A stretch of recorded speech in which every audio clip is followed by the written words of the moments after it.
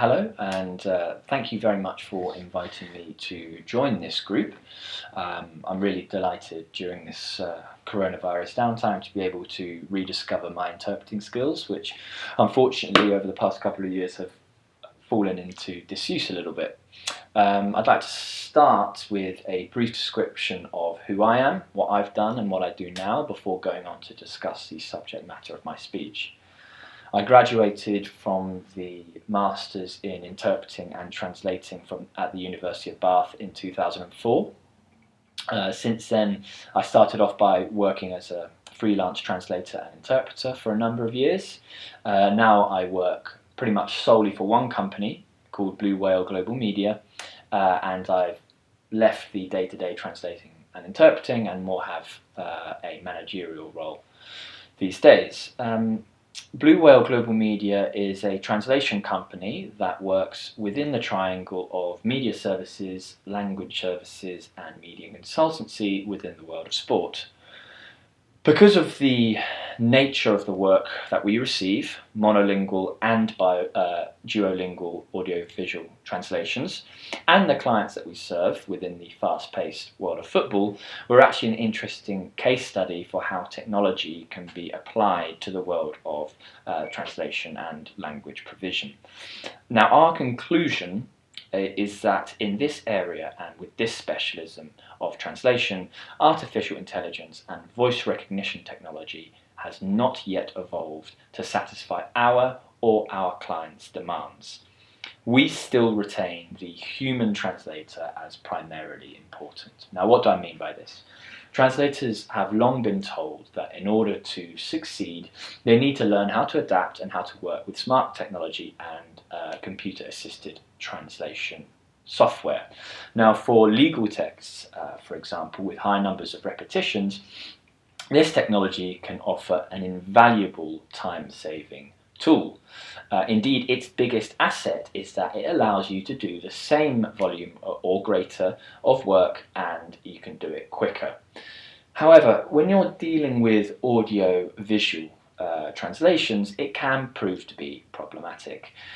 As a company, we mainly deal with translating interviews of athletes, football players, rugby players, etc. Now, this means we deal with a wide range of accents, dialects and socio-economic backgrounds. We all know that footballers don't often show themselves to be the best speakers. And also, sport is also very idiom heavy when talked about in the media.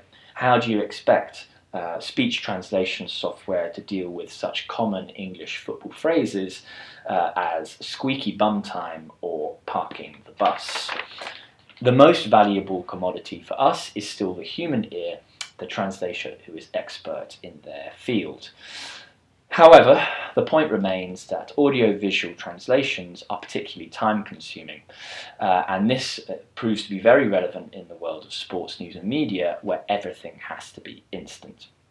We have experimented with a number of platforms such as Eolementhe, transcribe.com, happyscribe.com, sonics.com, but unfortunately none of them have returned satisfactory results in terms of translation accuracy, the time we'd need to spend post-editing and our preferred layout and formatting of the documents. So what therefore are we meant to do? If we accept that human-led audio-visual translation is essential for us and the time constraints that go along with that, then we must use technology wherever possible elsewhere in order to save time.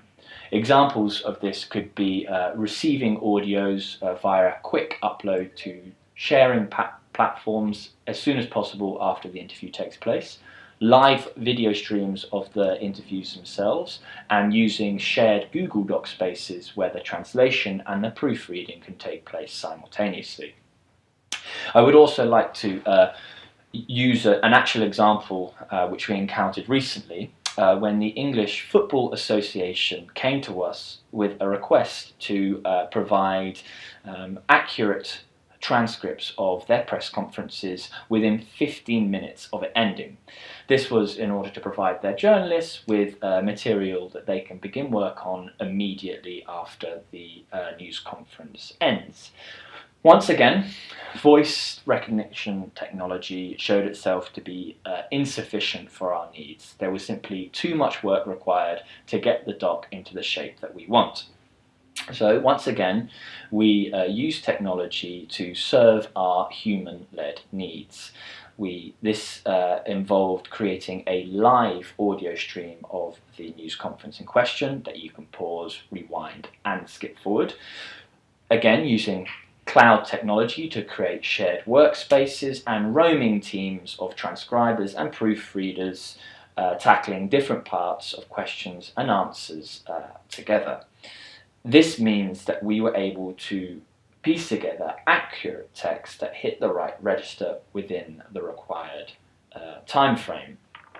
So, to conclude, the shadow of technology looms large over the translation industry, which is something that I'm sure here we all know.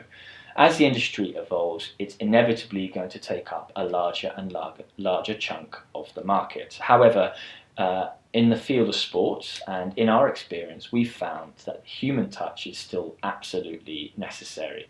And for us, our experience shows that people still trump technology. Thank you very much.